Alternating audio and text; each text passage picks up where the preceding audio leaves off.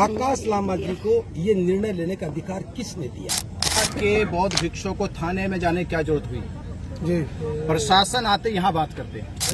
धरने की घोषणा, समाप्ति की घोषणा कर देना, ये हमें बिल्कुल भी मंजूर नहीं है।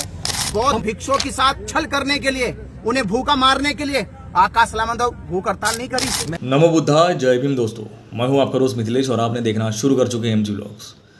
दोस्तों, जैसे कि आप सभी को पता चल गया होगा कि कल आकाश लामा जी ने जो महाबोधि ब्राह्मण मुक्त आंदोलन चल रहा है इतने 2-3 महीने से, कल का 87वां दिन था और उन्होंने ये घोषणा कर दी कि हम इस आंदोलन को स्थगित कर देते हैं। क्यों? क्योंकि इंडिया पाकिस्तान का जो वॉर चल रहा है, नेशनल सिक्योरिटी है, ऊपर से प्रेशर है, इस वजह से उन्होंने इस आंदोलन को स्टॉप कर दिया, मतलब पोस्टपोन कर दिया है। आगे चलकर वो फिर से इस आंदोलन को उठाएंगे, फिर से धरनास्थल पर बैठेंगे, ये सब बातें उन्होंने कही है।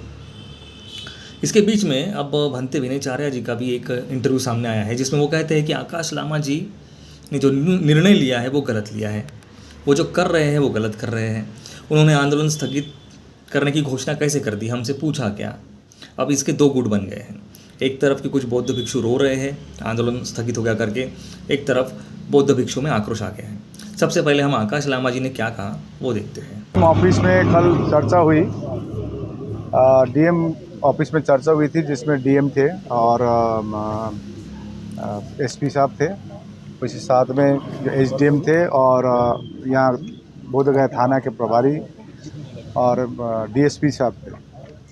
तो उन्होंने कुछ जो आज ये कल की मीटिंग का प्रोसीडिंग भी है, उन्होंने अनुरोध किया कि अभी देश के हालात जो है एक वॉर सिचुएशन में है। हम भी समझते हैं नेशन फर्स्ट, देश पहले आता है। और जो हम लोग 87 दिनों से, आज 87 दिन कंप्लीट हुआ है, धरने में बैठे हैं, तो उन्होंने अनुरोध किया कि आप लोग इसको थोड़ा पोस्टपोन कीजिए। तो आज उनको एक दिन का हम लोग कहा था कि हम लोग का नेशनल मीटिंग है, नेशनल मीटिंग में उसके बाद ही आपको बता पाएंगे। तो आज हमारी नेशनल मीटिंग हुई। नेशनल मीटिंग के बाद वहाँ पर डिसीजन लिया गया कि धरने, इस बार हम लोग ने सभी से आह्वान किया है कि आप लोग सभी अपने अपने बुद्ध विहार में प्रत्येक साल बुद्ध जयंती मनाते हैं, लेकिन इस बार महाबोधि महाविहार मुक्ति आंदोलन के लिए, समर्थन के लिए आप लोग चले आए। अभी बस से भर भर के आ रहे हैं, तो सब महाविहार में पूजा अर्चना करने आएंगे और वहाँ पर जो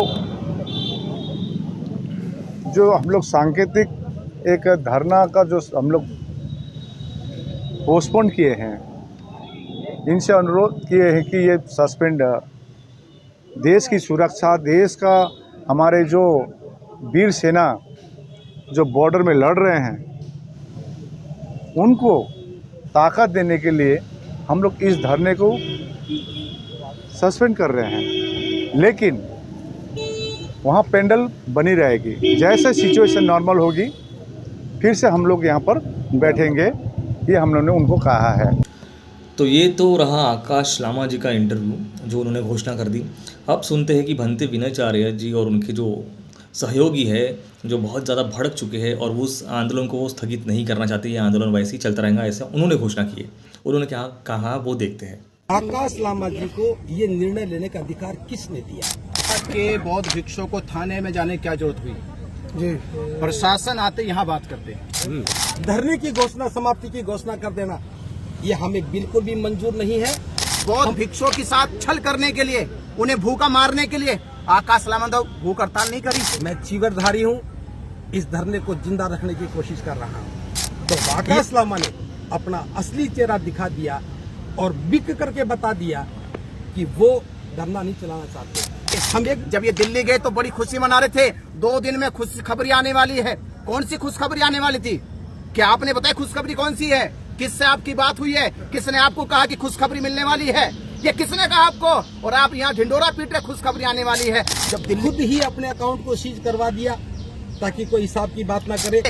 यहाँ लोगों को गुमराह करना शुरू कर दिया कि बिनाचार्य बनते करुणाशील राहुल आंदोलन तोड़ना चाहते हैं। इन्होंने 3 काम करना शुरू कर दिए, इग्नोर करना शुरू कर दिया, इंसल्ट करना शुरू कर दिया और हमारे खिलाफ लोगों को भड़काना शुरू कर दिया। ये हम यहाँ पद और प्रतिष्ठा के लिए नहीं आए, हम अपनी आहुति देने के लिए आए थे।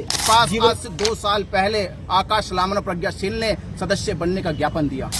लामा जी के द्वारा लिए गए इस निर्णय का हम विरोध करते हैं और अस्वीकार करते हैं। आंदोलन को स्थगित कर रहे।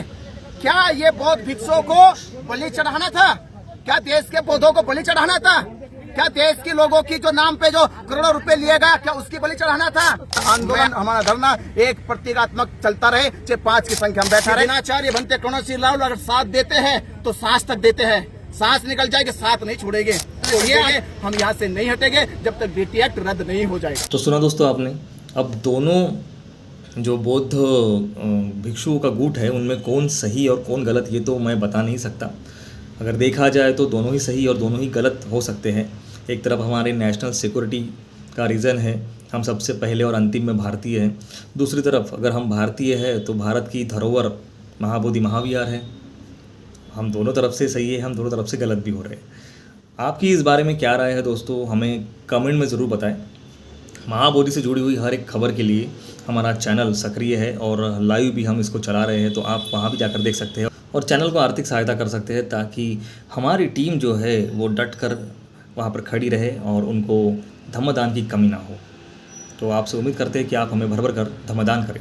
कैसे लगी आपको हमारी ये जानकारी, हमें कमेंट में ज़रूर बताएं। आप सभी को दोस्तों जय भीम, नमो बुद्धाय।